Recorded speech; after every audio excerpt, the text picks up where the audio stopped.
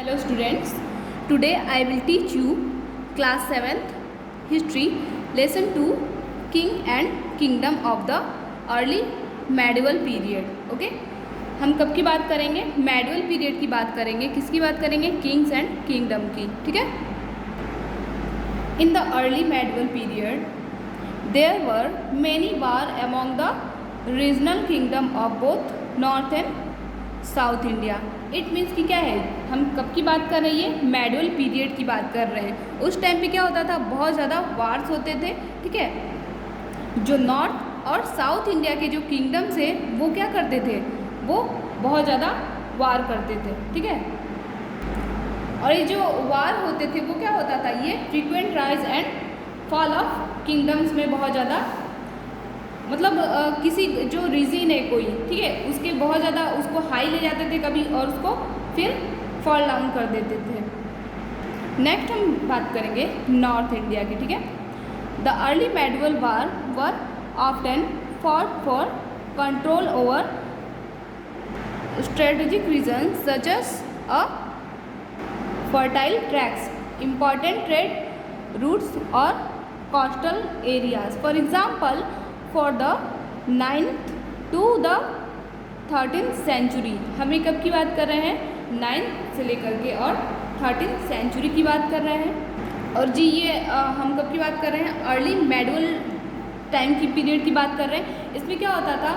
जो किंगडम्स होते थे वो क्या करते थे? जो अपनी रीजन है उसको स्प्रेड करने के लिए, उसकी जो बाउंड्रीज है उसको बढ़ाने के लिए और अपने जो ट्रेड्स हैं उसको इंक्रीज करने के लिए और जो कोस्टल एरियाज़ हैं उन पे अपना उसको अपने अंडर में रूल कराने के लिए, इसी सब चीज़ों के लिए क्या होता था? बहुत ज़्यादा वार करते थे.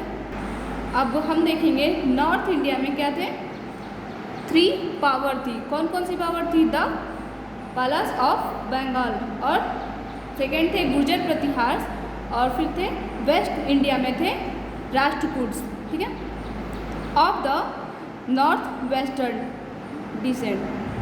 और इन्होंने क्या किया था? Competed for control over Kannauj पे जो है पूरा तरीके से कंट्रोल कर लिया था. This was because Kannauj was situated in the heart of the Ganga plain. क्योंकि क्या था? ये जो कन्नौज था वो गंगा प्लेन में पूरी तरीके से वहीं पे सिचुएटेड था. ठीक है. And the plain could be because control from there. और जो ये प्लेस था वो क्या था? जो ये प्लेन था, जो बहुत बड़ा मैदान था वो क्या था? इनके कंट्रोल में था. इसीलिए क्या किया इन्होंने? कन्नौज को अपने अंडर में उसको कंट्रोल में कर लिया. ठीक है. This 3 parties struggle involving 3 weekend all the 3 constant. ठीक है. इट मीन्स जो ये तीनों क्या थे? पावरफुल थे. तीनों क्या थे? वहाँ की 3 पावर्स थे नॉर्थ इंडिया के. ठीक है. कौन कौन थे? पलास ऑफ बंगाल, गुर्जर प्रतिहार और राष्ट्रकूट्स. अब नेक्स्ट हम देखेंगे राजपूत किंगडम्स. ठीक है. In the early medieval period various Rajput clan establish kingdom in the different part of western. It means कि मेडिवल पीरियड में क्या हुआ था कि अलग अलग जो बहुत तरीके के अलग अलग राजपूत थे वो क्या थे? अलग अलग स्टेट के थे, अलग अलग लेवल के जो राजपूत थे उन्होंने क्या किया? अपने अपने किंगडम अलग अलग वेस्टर्न पार्ट में अलग अलग किंगडम अपने स्टेबल कर दिए. ठीक है. Northern and central India. कहाँ कहाँ पे? वेस्टर्न में, नॉर्दर्न में एंड सेंट्रल इंडिया में अपने किंगडम बना लिए. ठीक है. This kingdoms frequently fought among themself. और ये जो सारे किंगडम थे वो क्या हुआ? आपस में ही कुछ टाइम बाद क्या होने लगे? फाइट करने लगे. ठीक है. After the decline of Harsha empire the Gurjara Pratihara a powerful Rajput dynasty. It means जब क्या हुआ था? हर्ष एम्पायर जब डिक्लाइन हो गया था, ख़त्म हो गया था पूरी तरीके से, तो उस टाइम पे जो पावरफुल राजपूत थे वो कौन थे? गुर्जर प्रतिहार डायनेस्टी. ठीक है. रोज of prominence in north India. और इन्होंने क्या किया? अपनी जो पावर है उसको क्या किया? नॉर्थ इंडिया में इंक्रीज किया. ठीक है. A Pratihara ruler conquered Kannauj and made it his, उसने क्या किया? इसे इसका कैपिटल बना दिया. ठीक है. he became involved in the tripartite struggle. The Pratihars declined after they were defeated by Muhammad, the ruler of the Afghan town of Ghazni. Muhammad ने क्या किया था, जो ये प्रतिहार थे उन्हें डिफेट किया था, और फिर उसके बाद से क्या हुआ, ruler of the Afghan town the Ghazni, और फिर उसके बाद क्या हुआ, गजनी का शासन हुआ। The four most important Rajput kingdom that rose on the ruin of the Pratiharan kingdom were those of the Chandelas of Bundelkhand, the Parmars of Malwa, and the Solankis of Gujarat, and the Chauhan of Delhi and Ajmer। ये क्या थे, चार जो थे Rajput kingdom बहुत ज़्यादा important थे। वो चार कौन कौन से थे हम फिर देखेंगे। Chandelas of Bundelkhand and Paramars of Malwa, third है सोलंकी ऑफ गुजरात, और फिर है चौहान ऑफ दिल्ली एंड अजमेर। ये चार क्या थी, बहुत ज़्यादा इम्पॉर्टेंट है राजपूत किंगडम्स और पावरफुल भी हैं। नेक्स्ट हमारा टॉपिक है पेनिनसुलर इंडिया। ठीक है, like north India, peninsular India too had several kingdoms which constantly fought amongst themself. It means कि क्या था, जो नॉर्थ इंडिया की तरह ही क्या कर रहे हैं, यहाँ के जो किंगडम्स थे वो क्या करते हैं, आपस में ही लड़ रहे थे। ठीक है, in the north west Deccan the Rashtrakutas of Malkhed rose to prominence under Dantidurga in the 8th century by overthrowing the ruling Chalukya of Vatapi. हम कब की बात कर रहे हैं, 8th century की। उस टाइम पे क्या हुआ था कि राष्ट्रकूट के कौन से लोग मालखेड़ में क्या हुआ था, उनको हटा करके, और किसने उसको संभाला, चालुक्य के वातापियों ने। ठीक है, the Chalukya of a Vengi rule the north eastern dense. और फिर चालुक्य ने क्या किया कि नॉर्थ ईस्टर्न पार्ट पे बहुत दिनों तक रूल किया। ठीक है, the Pallavas of Kanchipuram rule the south eastern dense. और जो पल्लव्स थे उन्होंने क्या किया, पल्लव ने कांचीपुरम के साउथ ईस्टर्न पार्ट में है जो उसको डेंस किया। ठीक है, and the kingdom of the Cholas of Tanjore, the Pandyas of Madurai, and the Cheras of Kerala lay further south. ठीक है, नेक्स्ट हम देखेंगे the Rashtrakutas competed with the Palas of the Pratiharas. ठीक है, of the north India in the tripartite struggle over Kannauj. और ये जो त्रिपति है उन्होंने क्या किया, कन्नौज को कंट्रोल में कर लिया। They checked Pratiharas expansion into the Deccan. और ये क्या कर रहे थे, धीरे धीरे जो इनका एरिया था, जो जिस पे रूल कर रहे थे, उसको क्या कर रहे थे, एक्सपांड कर रहे थे। ठीक है, और फिर देखेंगे the Pallava kingdom weakened by the end of the 9th century। और जो ये पल्लव किंगडम थे वो 9th century आते आते तक क्या हो गए थे, बहुत कमज़ोर हो गए थे। और फिर क्या हुआ, the Rashtrakuta were overthrown in the 10th century by the Chalukyas of Kalyani. It means क्या हुआ, जब पल्लव क्या हो गए, बहुत वीक हो गए, तो उसके बाद से किसने गद्दी को संभाला, राष्ट्रकूट ने। ठीक है, और the later Chalukya after the decline of the later Chalukyas in the 12th century their territories were taken over by the Yadavs. और जो ये चालुक्य थे, इनकी जो टेरिटरी थी जहाँ पे इन्होंने क्या किया था, रूल किया था, वो किसके हाथों में चला गया, यादव के हाथों में चले गया। ठीक है, Yadav of Devagiri. Now next हमारा टॉपिक है the medieval kingdom. Medieval time period पे हमारे किंगडम्स किस तरीके के थे वो हम देखेंगे। The king's position, a medieval Indian rulers prestige dependent on the on his success in war and the extent of his kingdom. It means कि जो मेडिवल टाइम पे जो रूलर्स थे, ठीक है, वो किस तरीके से पावर में आते थे, जब उन्होंने क्या किया रहता है कि कोई जो वार है उसको क्या किया है, सक्सेसफुली उसे कर लिया रहता है, सामने वाले को क्या किया है, डिफेक्ट कर दिया रहता है तब, और जो उसका किंगडम है उसको क्या करेगा, उसके जो जिस लैंड को उसने कवर किया उसका क्या एक्सपांसन करेगा, उसको और बढ़ाएगा, ठीक है।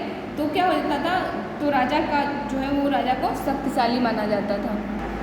The rulers achievement were describe in प्रशस्ति composed by his court scholar of to help the ruler win people's administrations। it means कि क्या है, देखिए जो रूलर्स थे उस टाइम के, उनके अचीवमेंट्स जो थे वो किस में रिकॉर्ड थे, सब कुछ प्रशस्ति, ठीक है, जिसे किसने कंपोज किया था, कोर्ट स्कॉलर ने, ठीक है। जो कोर्ट स्कॉलर्स होते थे उन्होंने क्या किया था, प्रशस्ति में पूरे तरीके से डिस्क्राइब किया था जो रूलर्स थे उस टाइम के, मेडिवल टाइम के जो रूलर्स थे उन्होंने उनके अचीवमेंट्स जितने भी थे और जो वार्स थे हुए थे उन सभी को क्या किया है, सही तरीके से डिस्क्राइब किया था। Rulers also took high sounding titles such as a Maharaja Dhiraja and उसके बाद हम देखेंगे Tribhuvana Chakravartis to glorify themselves. इसका मतलब क्या है, जो उस टाइम के मेडिवल पीरियड के जो रूलर्स थे उनके जो टाइटल थे वो भी क्या थे, हाई साउंडिंग वाले थे, जैसे कि हमने देखा महाराजा धीराजा और त्रिभुवन चक्रवर्ती, इस तरीके के जो टाइटल थे उन्हें क्या करते थे और ग्लोरीफाई करते थे, ठीक है। Traditionally kings and warriors belonged to the Kshatriya caste. जो ये किंग्स थे और जो वॉरियर्स थे वो किस ट्रेडिशन में बिलोंग करते थे, क्षत्रिय कास्ट में। As a result people accepted a ruler more easily if he was a Kshatriya. और उस टाइम के जो लोग थे वो इसी बात से एक्सेप्ट कर लेते थे कि वो जो पर्सन है वो क्या है, क्षत्रिय है, ठीक है, इसी से उसे अपना किंग घोषित कर देते थे। If he was a Kshatriya, rulers who were non kshatriy by birth could become kshatriyas by performing certain rituals। it means जो लोग क्षत्रिय नहीं होते थे बर्थ से, उन्हें क्या करते थे, कुछ धार्मिक और सांस्कृतिक जो होते थे काम उनसे करवाए जाते थे। ये काम क्षत्रिय लोग ही करवाते थे, क्षत्रिय कास्ट के लोग ही। then they could be claimed to be rightful rulers। Such rituals were also performed when rulers conquered distant lands where they were not well known।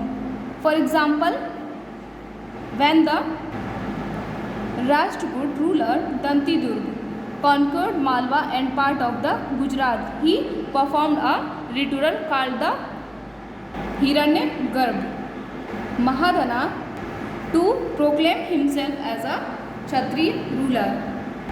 जो राष्ट्रकूट के जो रूलर थे, कौन थे, दंतीदुर्ग, उन्होंने क्या किया था, जब मालवा को और उसके मालवा और गुजरात के पार्ट को क्या किया था, जब हरा दिया था और शामिल कर लिया था अपने में, तब क्या हुआ था, उन्होंने एक रिचुअल की तरह बिहेव किया था, ठीक है, और वो क्या था, हिरण्यगर्भ नाम से, ठीक है। फिर उन्हें भी क्या करना पड़ा कि क्षत्रिय कास्ट में होने का उसके लिए उन्हें क्या करना पड़ा, अलग से बहुत सारे सांस्कृतिक कार्य करने पड़े और बहुत सारे धार्मिक कार्य करने पड़े, ठीक है। और उन्हें ये सभी कार्य जो थे वो किसने कराए, क्षत्रिय रूलर्स ने कराए।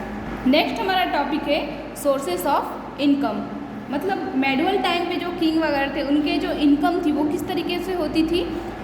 Taxes on land, trade and crafts were the main sources of revenue of the medieval rulers. Medieval जो रूलर थे उनके लिए जो लैंड टैक्स था और जो ट्रेड जो होते थे और क्राफ्ट जो टैक्स था और जो मेन सोर्सेज थे उन पे क्या करते थे, वो टैक्स लगाते थे। यही सारी जो टैक्सेस थी वो मेडिवल रूलर के लिए इनकम सोर्स था, ठीक है। और जो ये भी टैक्सेस थे जो सोर्स के इनकम सोर्स के रूप में आते थे, उनसे जो मेडिवल टाइम के जो रूलर्स थे वो क्या करते थे, this revenue met the expenses of the royal household, war, administration and the construction of roads, forts, palace and temples. ये सभी क्या करते थे, ये जो पैसे आते थे, जो टैक्स मिलता था, वो क्या करते थे, इन सारी चीज़ों में इसको इन्वेस्ट करते थे। ठीक है। The burden of taxation fell heavily on the actual producers such as a peasants and small artisans and the craftsmen. It means जो ये टैक्सेशन का बर्डन था सबसे ज़्यादा वो किसके ऊपर था, वो सिर्फ और सिर्फ जो पीजेंट थे, जो स्मॉल आर्टिजन थे और जो क्राफ्टमैन थे, उन लोग के ऊपर ये सारा बर्डन आ गया था टैक्सेशन का। क्योंकि जो रॉयल्स थे, जो रॉयल फैमिलीज थे, वो लोग क्या करते, टैक्स पे नहीं करते थे। ठीक है। The forest dwellers, hunter and herders who territories were conquered also had to pay taxes, especially if they become cultivators or laborers। It means क्या करते थे, जो फॉरेस्ट के लिए जिनको रखा गया था वो क्या करते थे, उन्हें मारते पीटते थे। क्यों? क्योंकि अगर वो टैक्स पे नहीं करेंगे इसके लिए। ठीक है। और जो उसमें बहुत ज़्यादा इम्पॉर्टेंट है, जो कल्टिवेटर्स थे और जो लेबर थे, उन पर बहुत ज़्यादा सख्ती की जाती थी। ठीक है। Thank you students, today your class is over. Okay. Now next video में हम डिस्कस करेंगे land grants and feudatories। Okay, thank you, have a nice day।